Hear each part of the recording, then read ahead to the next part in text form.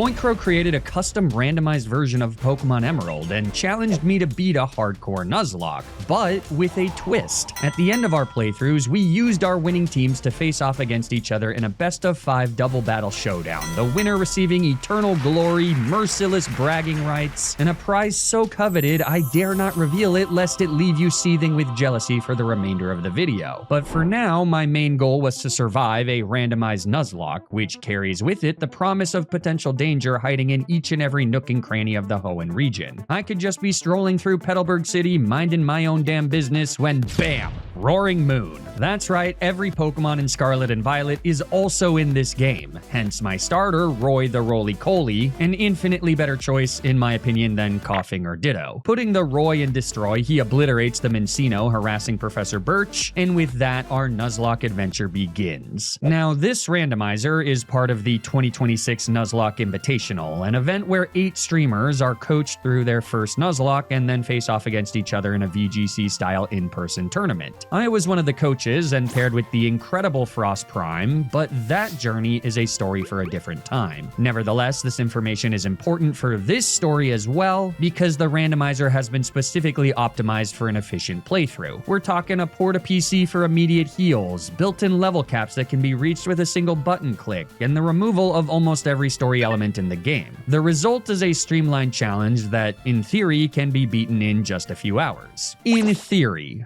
Remember those 2 words. Despite a type disadvantage, Roy also bodies our rival's Soul Clauncher, thanks in no small part to a randomized moveset that conveniently features Trailblaze, a grass-type version of Flame Charge. So yes, in addition to randomized encounters and trainer Pokemon, every individual Pokemon also has a randomized learn set and ability, hence why Roy has the Zoroark line signature illusion. Anyways, now I can get my first 2 encounters. Miff the Mastiff with Ice Body, and Set the Sentrant with Tangled Feet, the latter of which is a phenomenal encounter since he can immediately evolve into a Furret at the level cap of 15. Remember when I said that Roaring Moon could sneak attack me in Petalburg City? Well, I lied. See, all of the randomizations in this game follow some sort of nebulous logic, the specifics of which are unknowable to anyone other than the nefarious devs. But there are some clear guiding principles. For example, both enemy Pokemon and potential encounters scale as I progress through the game. I won't find an Arceus in Professor Birch's bag, and I won't find a Kricketot on Victory Road.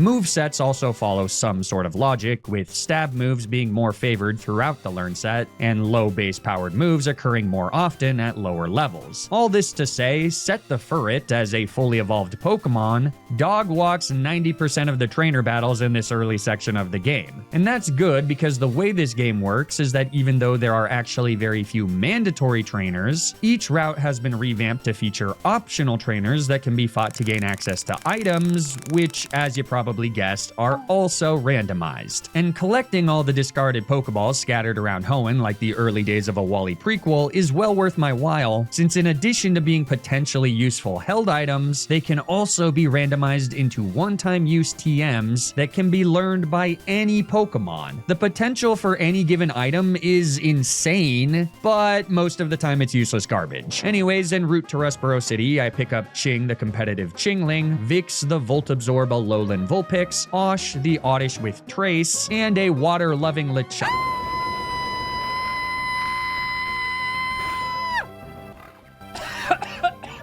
Normally, I could also get Pokemon from Route 116 and Rusturf Tunnel, but both those locations are examples of the many sections of Hoenn that have been completely sealed off in an effort to further streamline the playthroughs. These streamers got stuff to do, man. They can't be playing Pokemon for hours and hours on end like some sort of sad little loser. So this is the team of 6 I have to face off against Roxanne with for the first gym badge of the playthrough. She's got 3 Pokemon, the first of which is a Prinplup. That guy's pretty bulky. Is this a 2-shot? No. Stun Spore, nice miss, loser. Okay, so let's go to Osh, and let's go Poison Tail. Smart Strike, very interesting. Ooh, okay, certainly 2 Poison Tails will kill from here, right? Nope. Oh, interesting, a switch into Roly-Coly. Okay, so we know he has Trailblaze and Ember, right? Trailblaze here. Oh, Ember, okay. Let's go Assurance. This has got to be a 2-shot, right? Yeah. Oh, man, dude. Myth is strong. Berry Juice is really annoying, though. 7 damage. Yeah. So we'll take this kill with 2 more of these. Good.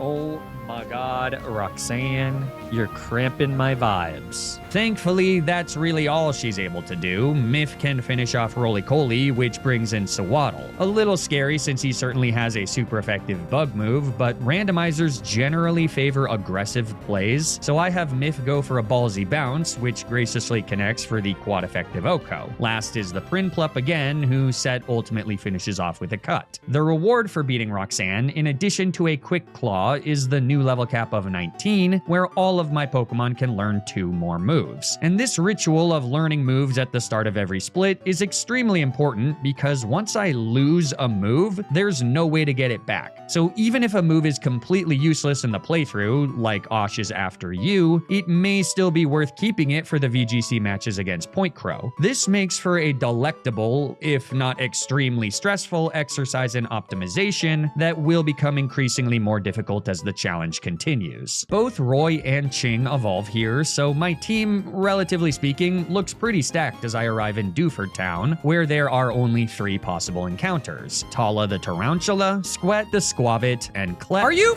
kidding me, man?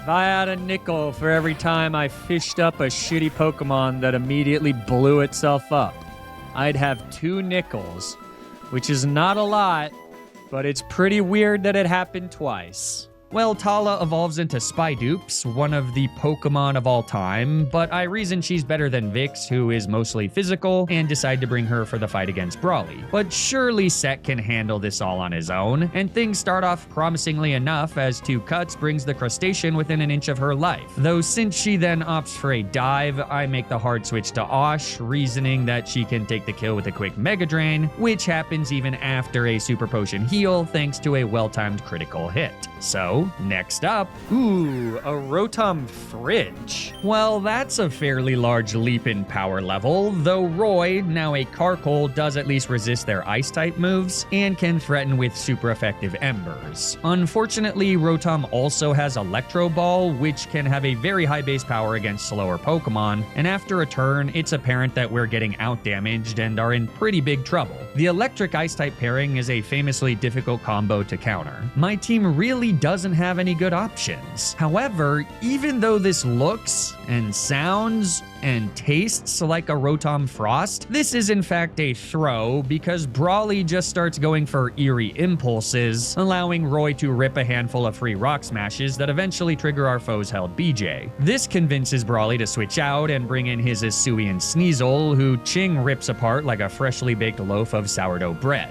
So here comes Big Boy Bosch back in with their stupid dopey face and perfect stab coverage. Ching rips a Crush Claw, which does no damage, but does get a defense drop, ensuring that after a few more turns of chip damage, Set can come in and take the KO with a cut. And take the KO with 2 cuts. Good job, guys. I wasn't worried at all.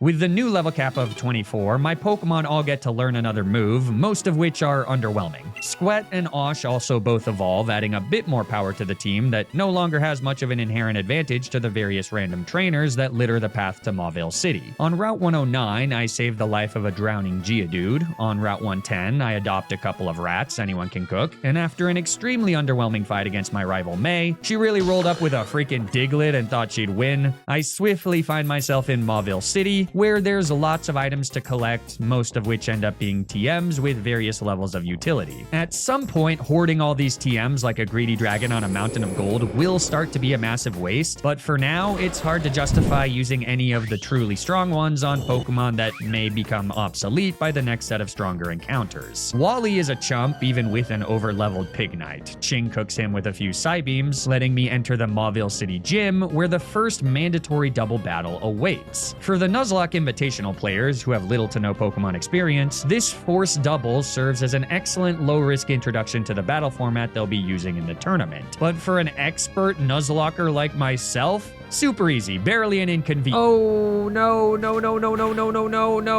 Okay, it's Iron Defense. What a nub. Oh my god, it's Moody. Oh, speed sharply rose. You're kidding me, dude. Just kill the Hitmonlee if the Hitmonlee wants to attack us.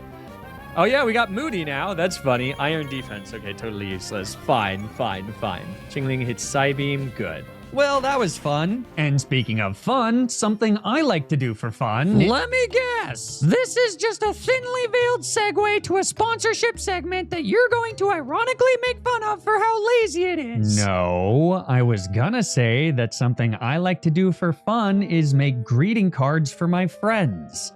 This one's for you. Wow, really?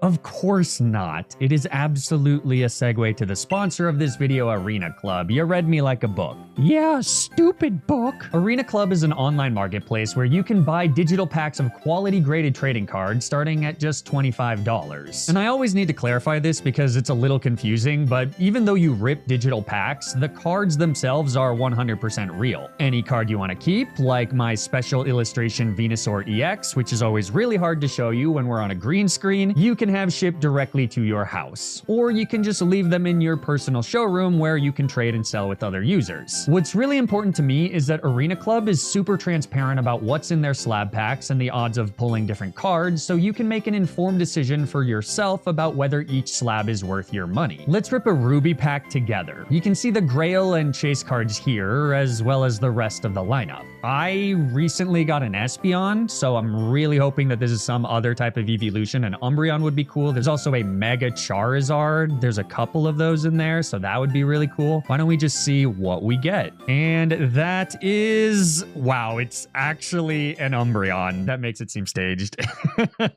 I could actually just sell this straight back to Arena Club and then use the money to buy more packs or just cash out or whatever, but I am going to keep this because it works perfect with my other Espeon. And as you can see, that Umbreon is indeed in the lineup. Really happy with this pull. I think this is awesome. Ultimately, Arena Club is a fun experience that you can try out for yourself with 20% off your first slab pack or card by heading to arenaclub.com/Flygon and popping in the code Flygon. As always though, please be responsible with your own purchases. Thanks so much to Arena Club for sponsoring this video. Now, let's get back to the challenge.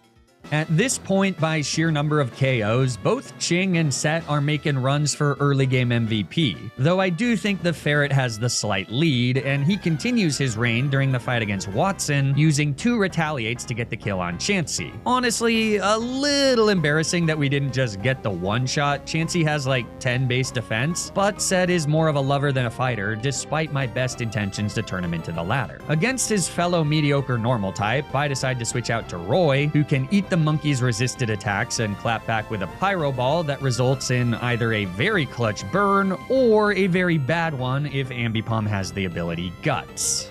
She doesn't, and it isn't long until she doesn't have a pulse either. So third for Watson is Clodsire. Pretty good counter to Roy, not so good counter to Ching, and Watson knows it too because he makes the switch to his final Pokemon, Pyroar, and then foolishly uses a Skitter Smack to drop our special attack, thereby triggering competitive to instead boost our special attack. Even so, Psybeam barely doesn't get the KO, so it takes a few more hits before the Lioness falls, but then the happy-go-lucky Loaf comes back out, only to, of course, immediately die. 3 badges down and not a death in sight. But there's a lot more playthrough to go, and even going through Deathless will mean nothing if I can't build a team to beat PointCrow in our exhibition match. The stakes simply could not be higher. Like, imagine the highest thing you can think of and then put a juicy ribeye at the top. That's what we're dealing with here. At the new level cap of 29, everyone gets a new move, and we have enough of a level advantage that I feel comfortable facing off against the semi-optional double battle on Route 118 that's blocking another encounter. This unlikely duo has some marginally powerful threats, like Conkeldurr and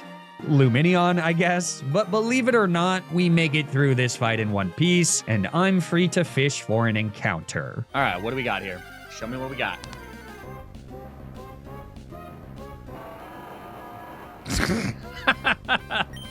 Okay. Oh my god, an Intrepid Sword Metagross? All right, I mean, at this point, we just start throwing Pokeballs, or rather Great Balls. That's our best bet. But this is going to be impossible to catch.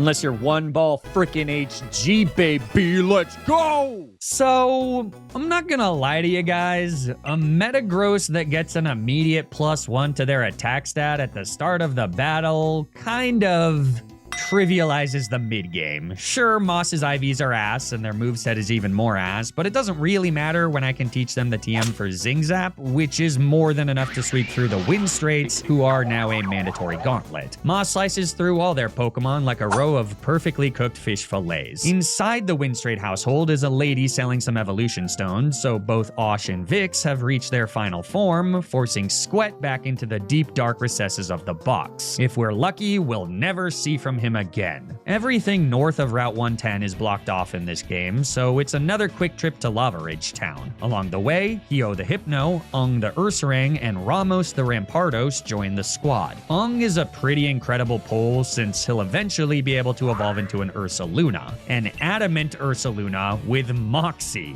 The other two, though, are pretty underwhelming. Okay, I mean, a 165 base attack Rampardos with Chien Pao's signature ability Sword of Ruin definitely doesn't seem underwhelming on paper, but Ramos just isn't fast enough or bulky enough to take advantage of that monstrous damage output, and one semi-strong hit would be enough to send her back into the ground. So perhaps bafflingly, I choose to just carry on with my current team, meaning that next up is Flannery and her 4 randomized teammates. The first one, a Dolive who does resist Moss's Zing Zaps, but not wanting to throw away our Intrepid Sword boost, which only triggers once per battle, I decide to stay in and get rewarded with an immediate flinch. But Flannery then makes a hard switch to her Dugtrio, who is not a particularly scary Pokemon since she almost certainly doesn't have Arena Trap. But then a quick look at my team reveals that I have exactly 0 ground resistances, and as Vix comes in, she gets blasted by a shockingly powerful Dig, before immediately missing a Frost Breath. 90% accurate moves are a scourge and should be exterminated. I switch to Osh and she traces Dugtrio's Tough Claws, revealing why this thing did so much damn damage with her Dig. And speaking of, she goes for another, surfacing on the following turn for exactly 50% before we retaliate with a Mega Drain that leaves a little bit to be desired, especially since Dugtrio's held Citrus Berry means that a second one will no longer get the KO. Suddenly, I was in a lot of trouble. If Dugtrio crits her second Dig, Osh will die and I can be looking at a wipe. The good news is that with the Tough Claws boost, Osh's Ice Punch is probably enough for the kill. So, Dugtrio surfaces. Oh my god, man! Okay. Jesus! Tough Claws Dugtrio. Lesson learned, we need a ground type immunity or resistance. Yeah, about that. We actually just straight up don't have a ground type resistance or immunity. I mean, unless you count Tala, which I absolutely do not. The only way she's gonna be doing anything to a Dugtrio is by dying in front of them to forever change their bond and the trajectory of their lives. The good news is that the rest of Flannery's team isn't much of a problem. Orthworm is no match for Vix because... Psych, it's Roy, who does damage with Pyro Ball before Orthworm reveals a seemingly scary Scorching Sands until our starter eats it up like nothing. Orthworm is bulky, but ultimately not very strong, and so after a few switches, Moss can take the kill. And then Breloom is easy fodder for Ching, who also finishes off the weakened Dolive. So just like that, we've earned our 4th gym badge.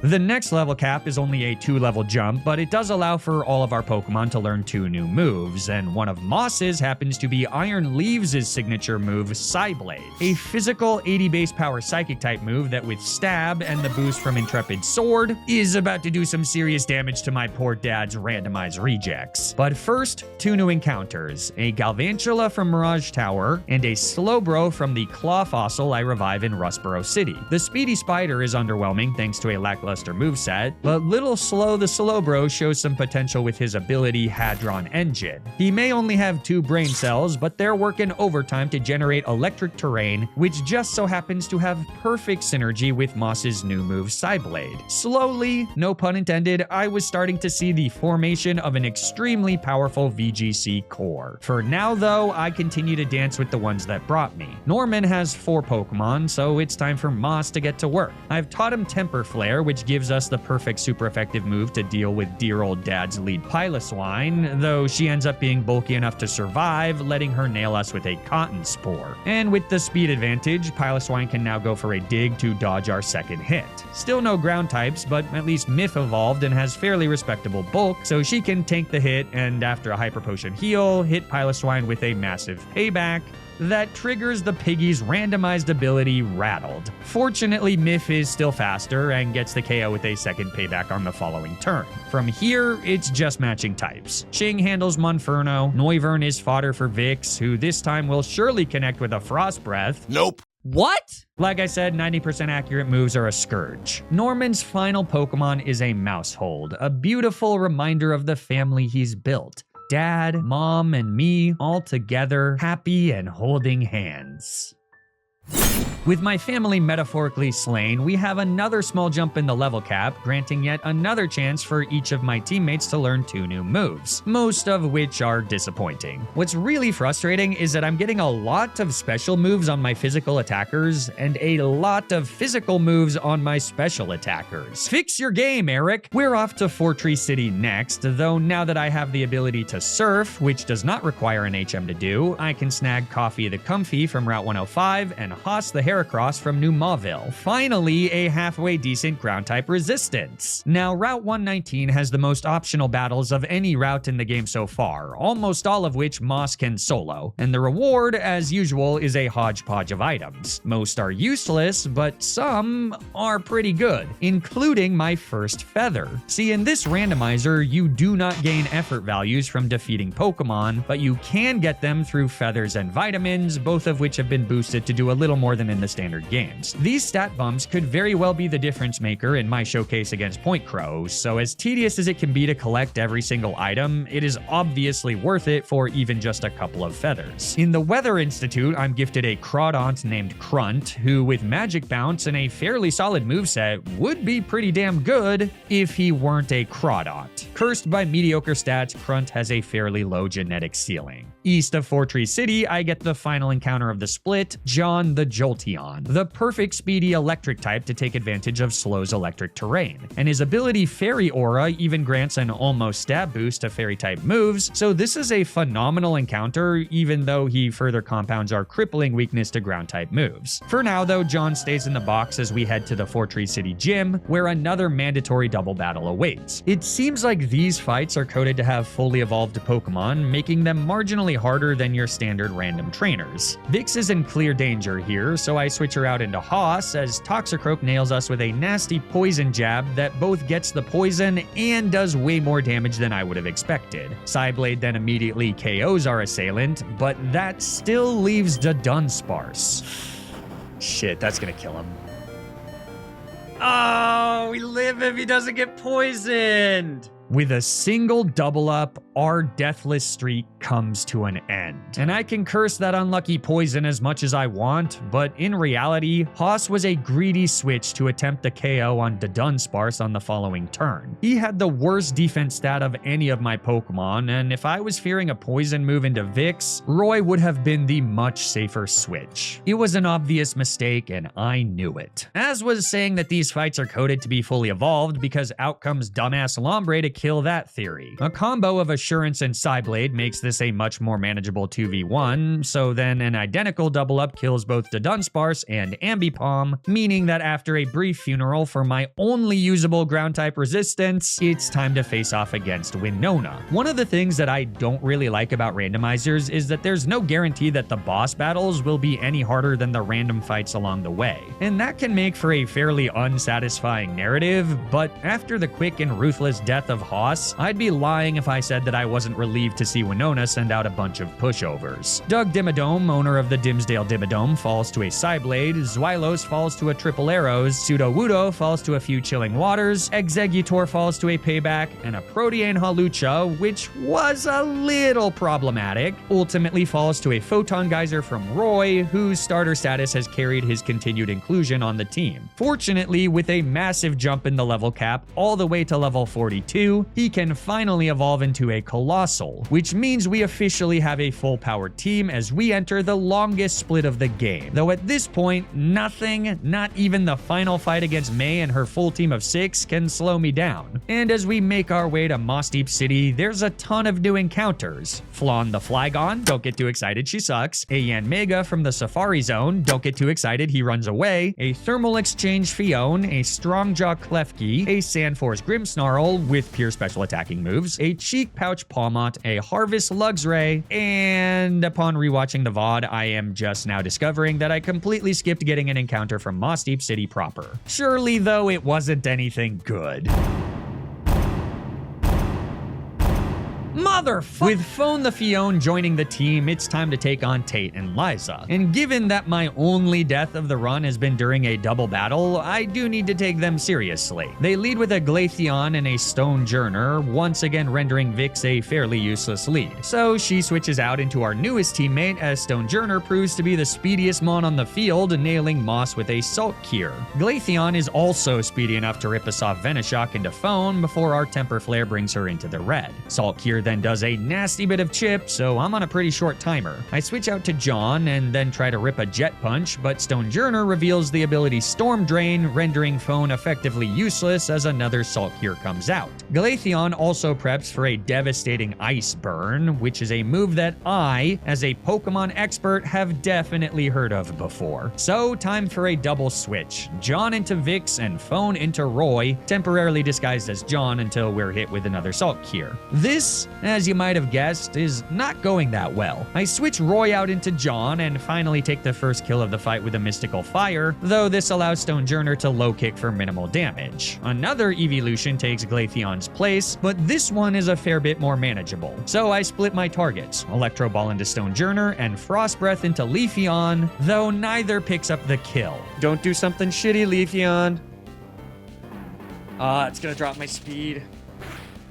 Well, without the speed drop, we were poised for a double kill, but now Vix has got to switch to Moss as our Strange Steam takes out Leafeon and Stonejourner hits a sad little smackdown. Then the twins' final Pokemon is an Electivire, which means that I can finally unclench my butthole. We should be safe. Vix comes back in, John takes the kill on Stonejourner with an Electro Ball, and then Electivire prepares for an Electro Shot. Our double Strange Steam isn't quite enough for the KO, but Electivire simply procs Vix's Volt Absorb, so with one last Strange Steam, victory over the penultimate gym leader is ours.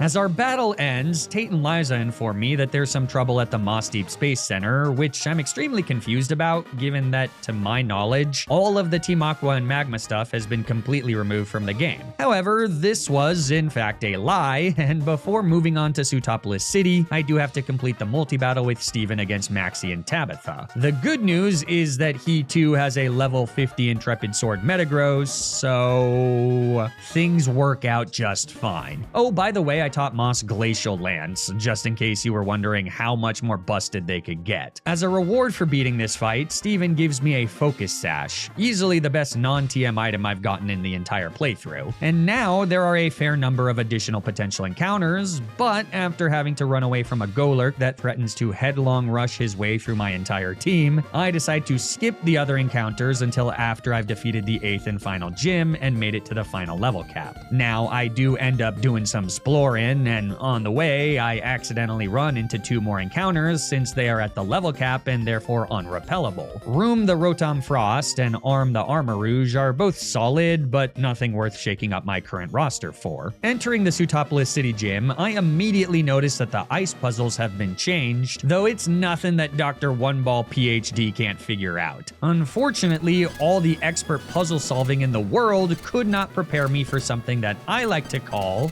total f***ing bullshit.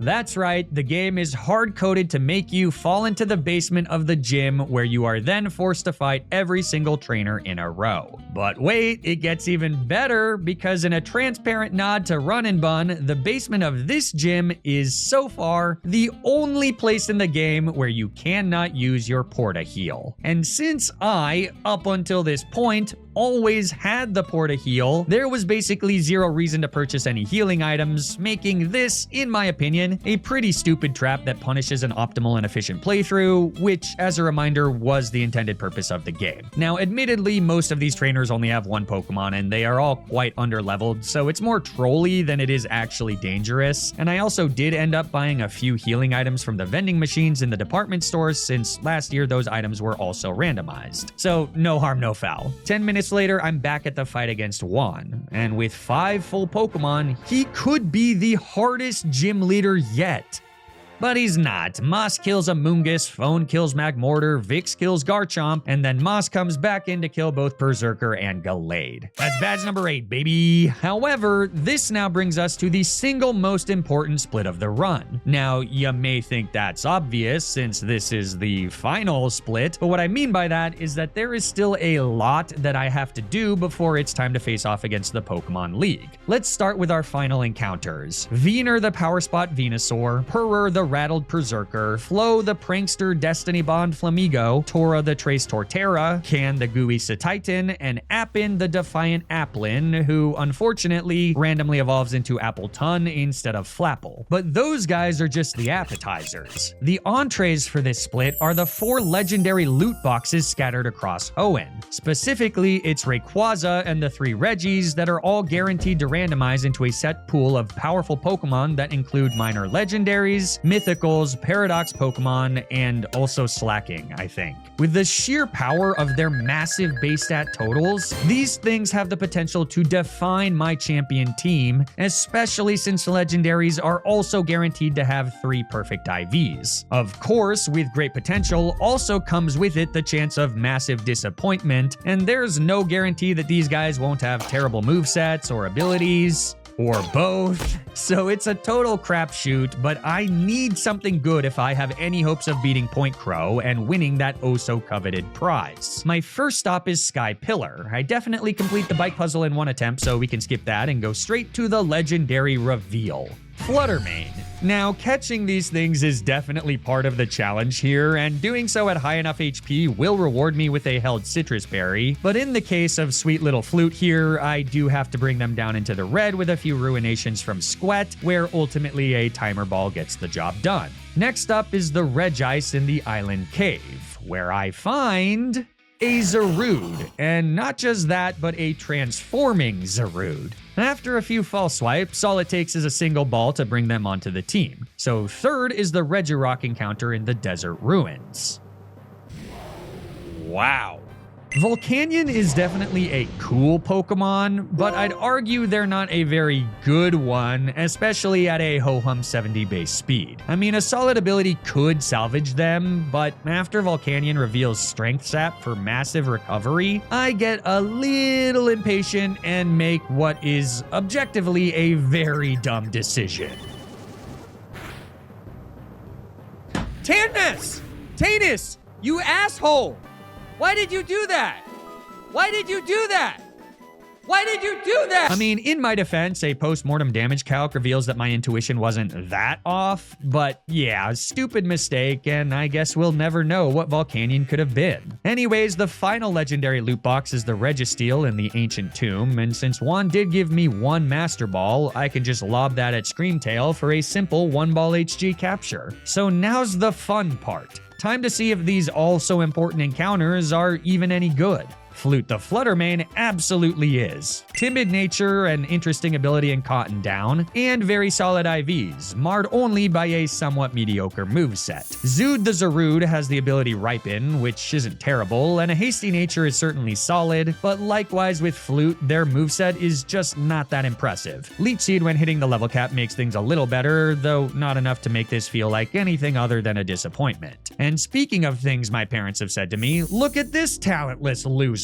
Screen Cleaner is a borderline useless ability, Scrail's Speed IV is insulting, and what the hell is this moveset, man? Dragon Dance and 3 special moves, one of which is Electro Ball? Talk about low-rolling the genetic lottery, this is brutal. Now, I have collected a fair number of very good TMs, so there's a chance that I can still salvage some of these guys, but taken in totality, this was a pretty lousy loot box pull. Regardless, that leaves leaves me with just 2 more tasks to complete, both of which are custom additions to this randomizer. The first is the Trick House, redesigned into a series of puzzles and trivia questions that, if I can complete all 5 stages, rewards me with up to 20 items. If I ever get a question wrong, I either lose an item or have to do a punishment battle. And I did not enjoy this experience, especially because in one of the punishment battles, I had to fly to Flamigo, which, as I know since I own one, has access to Prankster Destiny Bond. I try to play around this by using a priority jet punch to take the KO before Flamigo can use Destiny Bond, but since both moves are at +1 priority and Flamigo is evidently faster, it doesn't work, phone dies, and I have my second death of the run, all because I didn't know where Stefan was vacationing during Connor's first attempt in last year's Nuzlocke Invitational. Anyways, the reward items for eventually beating the Trick House are mostly either shit or repeats, so let's move on to what is absolutely the coolest addition to this year's randomizer. Scattered throughout Hoenn are optional double battles against all 8 of last year's competitors. Each one has a slightly modified version of their champion team, and by beating them, I'm able to pick up extremely valuable battle items. The trick is that even with the full knowledge of what's on every team and a hardy 13 level advantage, these battles can be very difficult. So the question is, do I risk multiple deaths or even a wipe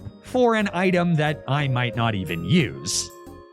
Obviously, the answer is yes. These fights are just way too cool to pass up, though in the interest of time, I'm not going to cover every single one of them in this video. Instead, you can check out the full recordings of this playthrough on the Flygon HG VODs channel, or in the highlight videos on the Flygon HG Highlights channel, which are both linked in the description down below. For now, let's first focus on the fight against Alana Pierce, whose most infamous Pokemon from last year's Invitational is her Bright Powder Sporing Electrode. She also has a Deoxys attack, the quintessential glass cannon, but as long as I have a way to reliably deal with these 2 threats, the rest of her team is fairly manageable. Now, this battle is a bit of a disaster in more ways than one, and in order to explain it all, I do need to lay out a bit of inelegant exposition. For starters, you should know that as part of the Nuzlocke Invitational, the coaches are given Pokepastes of the previous year's team so that we can better prepare our students for these difficult fights. However, these Pokepastes are not exactly the same as the teams coded into the randomizer. In the game, every Pokemon has perfect IVs, most of them are not holding their items, and most importantly, the team order is completely different. All of this information is correctly shown in the official documentation for the 2026 Invitational, but if someone were to hypothetically plan this fight based on the Pokepaste, they might think that Alana leads with her Deoxys when she instead leads with her Chandelure. But that's completely my fault. The second issue with this fight, which is also my fault, is that when I was recording this part of the playthrough, my mic was muted, so I don't actually have any of my vocal reactions to what happens here. And that is a damn shame because on the very first turn, I make a very deadly mistake. The plan was to Sucker Punch the Deoxys with Miff and use a high horsepower with Jed the Golem to immediately KO Electrode, but since Alana does not lead with Deoxys, I decide to just try to kill Chandelure with a Throat Chop, which is already a gamble since it gives Electrode the chance to put Miff to sleep. Thankfully, they don't, electing instead to spore Jed, who has a Chesto Berry that should wake him up. But it doesn't, because Electrode has the ability as one, which in addition to granting an attack boost after each KO via Chilling Neigh, also prevents the use of berries via Unnerve. It's a major oversight, and now Electrode is free to run amok and spore my entire team as his teammate Slowbro takes the field. Jed is in danger here, so I switch him out into Crunt, as Miff's Sucker Punch does solid damage before she too gets put to sleep. Then a Steam Eruption still nails Crunt for solid damage, though now that he's baiting a kill from Electrode's electric moves, I switch him back into Jed while I burn a turn of sleep with Miff. It all works perfectly until Slowbro goes for another Steam Eruption that instantly nukes Jed for the 3rd KO of the playthrough. So next I bring in Moss, though he just immediately gets put to sleep. Thankfully, Miff rolls a 1-turn wake up so we can hit Electrode with a Throat Chop, though 1 hit alone is not enough for the KO. Slowbro also lands a pretty nasty Moongeist Beam into Moss, so now they need to switch out into Crunt as Miff gets put to sleep for a 2nd time. Crunt eats a Moongeist Beam and is now baiting another KO from Electrode, so out he goes and in comes Arm. Slowbro's Quick Claw Steam Eruption misses, but then Electrode connects connects with a Volt Switch that brings in Wigglytuff. And given how poorly this is going, I can't afford to be passive. I really need to start picking up kills, so I go for the double here, praying that Miff can wake up and land a super effective spin out onto Wigglytuff before he rips a floor cannon. But sadly, my sleepy girl snoozes, oblivious to the reckoning she's soon to face. Arms Matcha Gotcha does kill Slowbro and brings our fighter back to full HP, but then Wiggly takes his kill and I've lost another friend. My very first encounter from Route 103. Devastated, I bring in Slow, who sets up his electric terrain. Which, fun fact, prevents sleep, so this was all painfully avoidable if I had figured that out. Now, thankfully, Alana's Deoxys isn't actually much of a threat to my two psychic types, so the best they can do is hit a Dragon Ascent into Arm for a little less than 50%. But then we can take the double KO with a combination of Torch Song and Water Pledge, and all it costs is a paralysis on Arm. But sadly, versus Corviknight and Electrode, I realize that I do need to make another sacrifice here, and of the 4 Pokemon remaining, Crunt is the most expendable. So, with a heavy sigh, I switch him in. But Electrode misses a Thunder! Crunt lives! And because he does, Corviknight's Glare bounces back to get the paralysis, meaning that we can actually win this fight without any more deaths.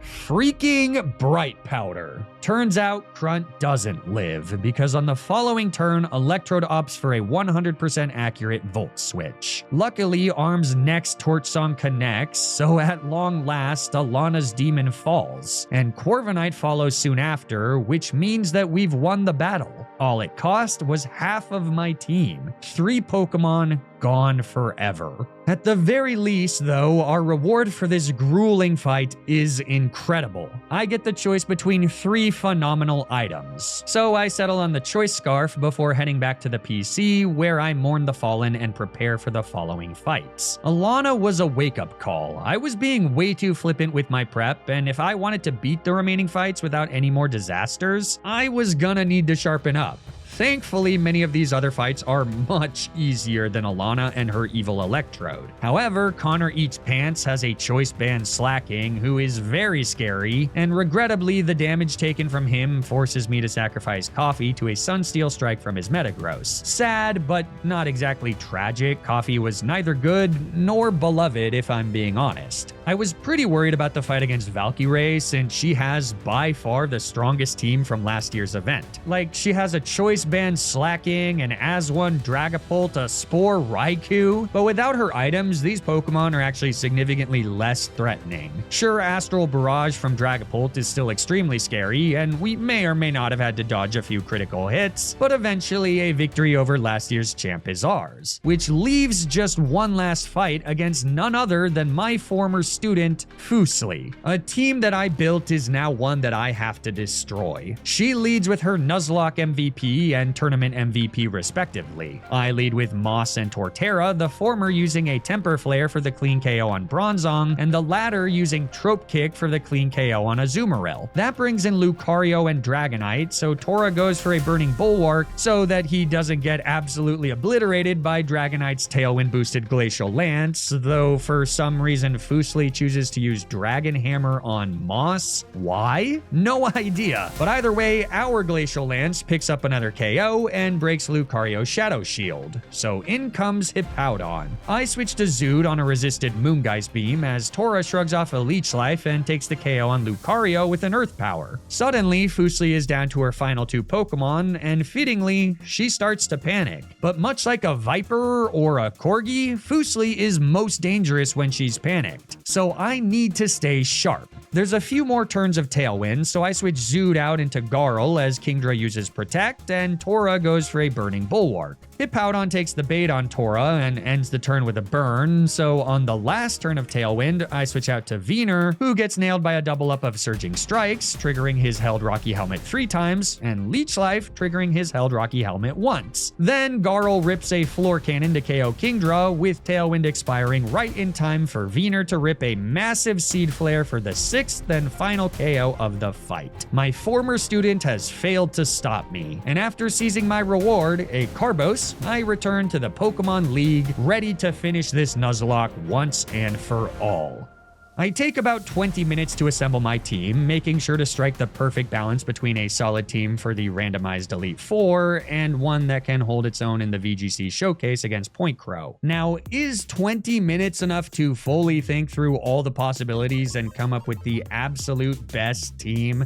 No, probably not, but I really like the team I did come up with. The centerpiece is Moss the Metagross, who has been destroying enemies since we picked them up from Route 118. They've recently learned Gigaton Hammer via TM, so with a moveset of 4 attacking moves, they are the perfect recipient for our Assault Vest. Next is Slow the Slowbro to provide Moss with electric terrain, chip away at enemies with Rocky Helmet, and if we're lucky, get off a fun little Soak Thunder Cage combo. Third is my personal favorite, the early game MVP Set the Furret, who has since picked up an incredible moveset of Tailwind, Disable, Fake Out, and Instruct. With respectable speed, it only feels right that he stepped out of the spotlight and into a supporting role. Like I said, he's always been more of a lover than a fighter, and a held focus sash will grant my fur baby some much needed survivability. Our fourth teammate is John the Jolteon, a speedy Pokemon that can take advantage of Slow's electric terrain and neuter powerful threats with Will-O-Wisp. He's also cute as a button and holding a covert cloak to avoid fake out flinches. Fifth then is Venusaur the Venusaur, whose power spot ability ensures that my other heavy hitters will be doing even more damage. With a held choice scarf, he can also rip speedy grab apples to drop our foe's defense. And last, but simply not least, is Flute the Fluttermane, whose insane speed, held focus sash, and access to floral healing allows them to function as both a sweeper and a support mon depending on the matchup. Since I have no idea what PointCrow's team is, these 6 Pokemon could be completely screwed. I mean, for example, we still do not have a ground type resistance or immunity, but I'm getting a little ahead of myself. We still need to defeat the Elite Four, something that my soon-to-be opponent failed to do at least once. So before we face off against the Crow of Point, let's see if we have what it takes to become champions of the Pokemon League.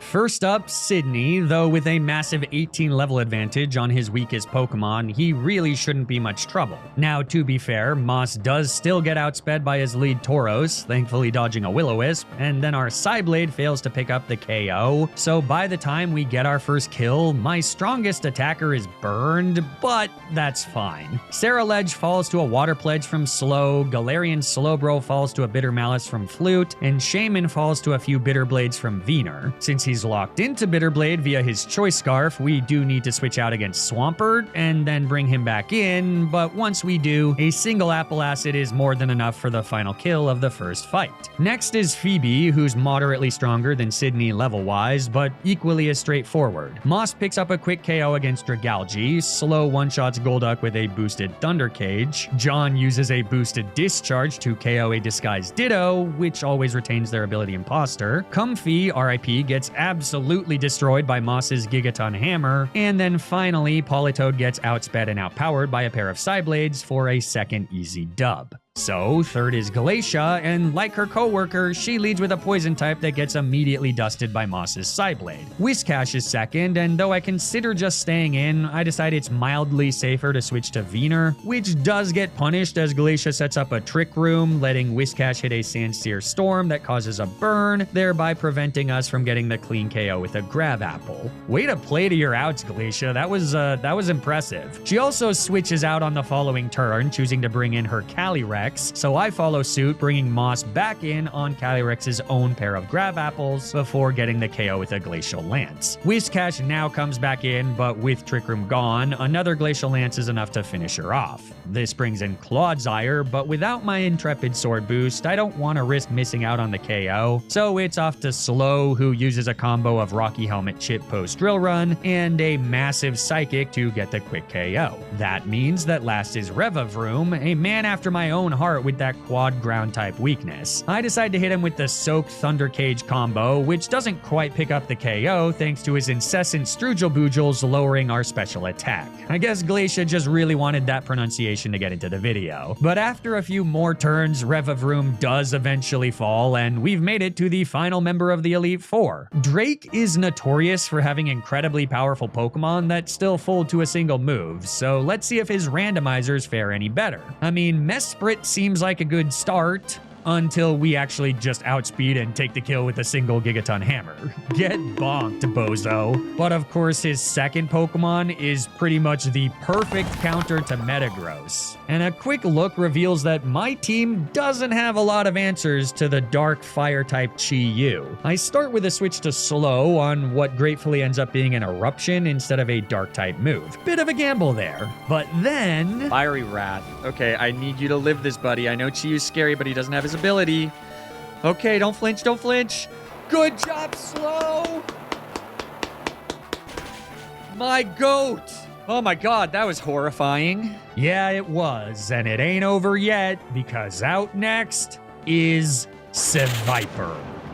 This guy's obviously fine. In fact, a switch to Moss reveals that he only has poison-type moves, since Drake immediately switches out into his Crawdaunt. That guy can hit John with a fairly strong Psy-Shield Bash on the switch, but then, even without the electric terrain, a Discharge gets the KO. Oh look, it's Seviper again! You know, it would be a total shame if I switched back into Moss and then Drake immediately switched out again, granting me a completely free Psyblade into his Dusknoir, thereby immediately ensuring a victory as we take the last 2 kills with 2 more Psyblades. That right there is the Elite Four defeated, so all that's left is the champion Wallace. Now, he does have a full team of 6 Pokemon, so this is where things could go very bad very quickly. Small note, right before this fight, I do make a few last-minute moveset changes. I teach John Snipe Shot over Discharge so that I don't hit my partner Pokemon during double battles. I teach Moss Bolt Strike over Temper Flare for better, albeit more inaccurate coverage. And finally, I teach Slow Psyblade over Psychic, since the boost in power to Psyblade during electric terrain makes it slightly stronger than Psychic. Though later, I do realize that I didn't factor in the special attack boost that Slow gets in electric terrain thanks to Hadron Engine, so that's a mistake, but one that hopefully won't cause any issues. With that, the final battle of the playthrough begins. Wallace leads with a Rotom Fan, and I lead with the ever-reliable Moss. Thunderbolt does only a bit of damage thanks to our Assault Vest, and then with a single Glacial Lance, we take the first kill of the final battle. This brings in Garganical, who has her own electric terrain, and despite her respectable bulk, there's no chance that she survives a super effective Gigaton Hammer. So Screamtail is third, and since we actually can't click Gigaton Hammer twice in a row, we're forced to eat a Mud Shot and rip a Bolt Strike that leaves our foe with a Sliver. Another Mud Shot finally brings Moss below 50%, but it's cost Wallace half his team to do so as a Glacial Lance knocks out Screamtail. Monkey Dory is fourth, and risking like an unexpectedly random move, I decide to just stay in, only to take 13 whole damage from a Miss Ball before netting Moss their 4th KO of the fight. Are we really going to fully sweep the champion? Unfortunately, no, we're not. Bastiodon is next, and though not much of a threat, is also not that easy to take out, and he does ultimately require the use of the rest of my team, starting first with a few Water Pledges from Slow, and ending with a Snipe Shot from John. So with that, Wallace is down to his final Pokemon, Jirachi. I start by hitting a Will-O-Wisp as the Mythical retaliates with a nasty Psychic. Then it's a switch to Set. I mean, why not? He survives a Luster Purge, and with a Fake Out, we can wrap up some consistent chip damage before switching to Flute, who then takes the final KO with a Bitter Malice, winning us not just the fight against Wallace, but the entire run. We've made it to the Hall of Fame. I've defeated the 2026 Nuzlocke Invitational Randomizer, but our story does not end there. For as we know, there remains one more opponent. Eric PointCrow last name. He is my Everest. He is the true final boss. He has a freaking Protean Regigigas? And a Spectrier with Astral Barrage, and a Mew with Lumina. What the hell, man? I've got a Furret, dude. Did I just roll up to an Atom Bomb fight with a pocket knife? Was I about to get slaughtered like a plump pig the day before the county fair? No, this was Eric PointCrow last name, one of my YouTube idols. I couldn't embarrass myself in front of him, especially not with such a coveted prize at stake. That's right, the winner of this best of 5 showdown would win $50. Yeah, you heard that right. Not 15, but 50 whole American dollars. So on the afternoon of July 16th, PointCrow and I went to war. All right. Are you ready? Yep, I'm ready. Good luck, gamer. Good luck. Wait, what was my plan? I have a plan, sort of. This is awesome. This is great. Thanks for the flutter main, man. I will take that. That's amazing. Oh, you're welcome. All right. This is going to be tricky. Ooh, interesting. Okay. I'll take the free burn precipice blades. Oh, you have a sash? I should have seen this. I got a double sash, baby. Double sash. That would do it, actually. That really would. That was not the lead I was expecting you to do. You just went hard ditto. That's crazy. Dude, I knew you were going to go with a flutter main or a Metagross. I just had to gamble which slot. Yeah. Yeah, nice. I'm so scared for my team right now, but I think that was a really shutting down precipice blades. Smart. Okay, nice. Yeah. I was like I couldn't protect my own flutter main with another precipice, so I was like, I just can't do this right now. Yeah, I got a Mew. I love now this it's a thing. dead Mew. Wait, no! All right, so I think I have to do this. Chat, we're exploding! That drops your defense. Is this enough? Oh, Yes! it is! No! Yes! Oh! Does that kill Venu? It doesn't. Okay. It does not kill Venusaur. You are still in now, oh shit. Yeah, no. Now it doesn't matter. Oh man, I'm getting screwed by my own flutter. this. Yeah, this is awesome. I love this, man. Yeah. Live, Moss. Yeah! Oh, you got crit. No. I think crit mattered. I actually think crit mattered there. Yeah, I did the calc. I think it's like, no, it almost doesn't ever matter, actually. We were down 0-1, but it was a close and hard-fought loss. I figured that with a little bit better luck, we could come out on top in Game 2, so I kept the same 4 Pokemon. Unfortunately, Slow is just not good against PointCrow Spectrier, and with Regigigas threatening potential Precipice Blades, neither is John. In round 2, Eric swaps his Ditto for Gyarados, a wild decision given the amount of Electric-type moves I have on the team, but it's a decision that pays off immensely since it forces Set into going for Fake Out on Regigigas before he gets flinched himself. As predicted, we trade off Fake Outs, and Flute can rip a Bitter Malice into Gyarados, but now on the following turn, I don't have a lot of options. The problem is that we need to set up Tailwind so that Moss and Vener can outspeed Regigigas and Spectrier, but Set is just barely slower than the Ancient Guardian, meaning that he's dead to a Precipice Blades. I decide that my only play is to use Floral Healing to restore Set's Focus Sash, thereby ensuring that he can live Regigigas' attack and set up Tailwind. A lucky miss also means that Fluttermane survives the double up from Gyarados, who flip turns out into Mew. With a held Colbur Berry and the ability Purifying Salt, there's only one way to hit Mew for super effective damage, that being with a bug move that we do not have. I decide to hard switch into Moss as Mew switches back out into Gyarados, and then Set goes for a Disable to stop Regigigas' Precipice Blades. Then I switch Set back into Vener as Gyarados goes into Spectrier, and Moss takes a critical KO onto Regigigas with a Gigaton Hammer. I could feel victory closing in, but I was running out of Tailwind turns, and PointCrow had now perfectly positioned Gyarados for another Fake Out. Vener was dead weight, incapable of dealing enough damage to make a difference here, and even with a Choice Scarf, not fast enough to outspeed Spectrier out of Tailwind. Hoping for a misplay, I keep Moss in, but the combo of Fake Out and Astral Barrage is enough to get the KO as my Tailwind peters out. I bring Flute back in, and Bitter Malice kills Spectrier, but then our Grav Apple isn't enough to KO Gyarados, ensuring that she can take the KO on Vener with a Dragon Ascent. With just Flute and Set left, I don't have enough power to take out both Mew and Gyarados, so we lose the match and fall to an 0-2 count, one loss away from a brutal sweep. But where there's a will, there's a way. I'll take an Intrepid Sword. Okay. By the way, my Ditto, because I like Fraudulent Winds, has a Bright Powder. Yeah, it has Bright Powder. Oh, Yeah. I saw. Oh no. Ow. I did a lot less than I thought. Oh, you got the Furret, did ya? I did. I do like it. Oh my God. That was a good read. That was good. Thank you. Okay. No, it's your furt against the world. You got it. Trust. No, I can do this. He doesn't have attacking moves, but you can do it.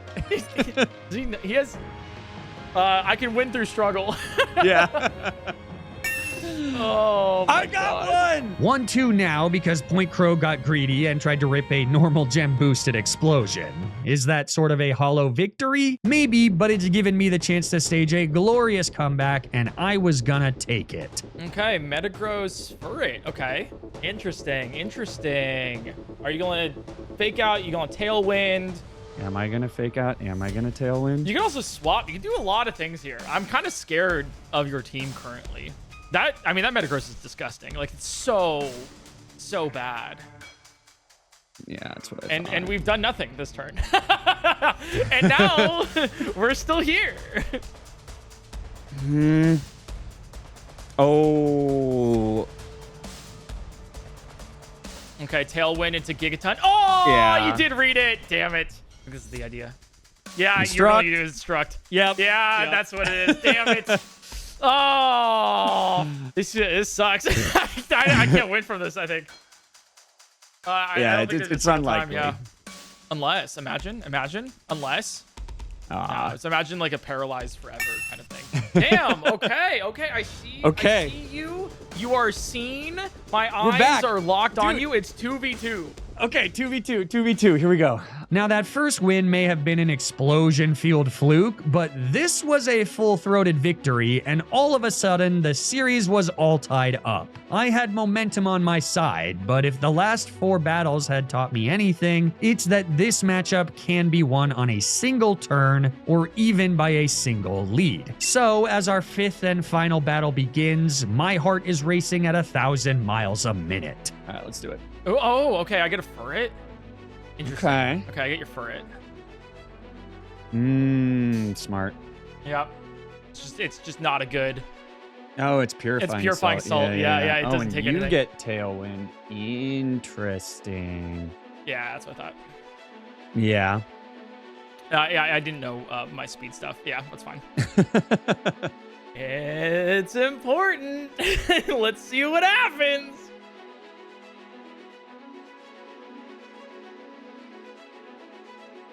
Okay, I'll take it. I'll take it. Smart. I'll take it. No.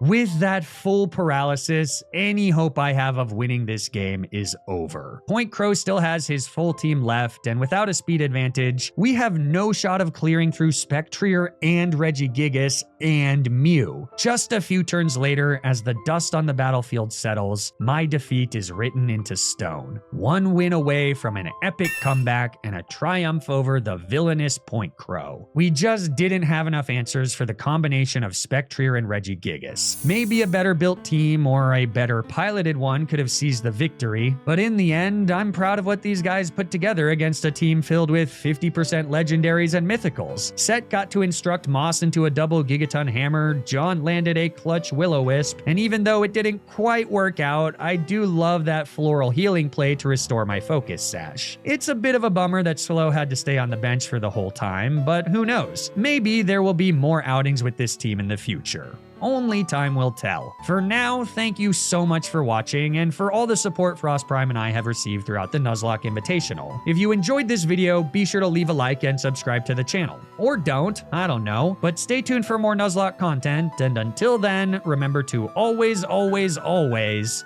play around the critical hit.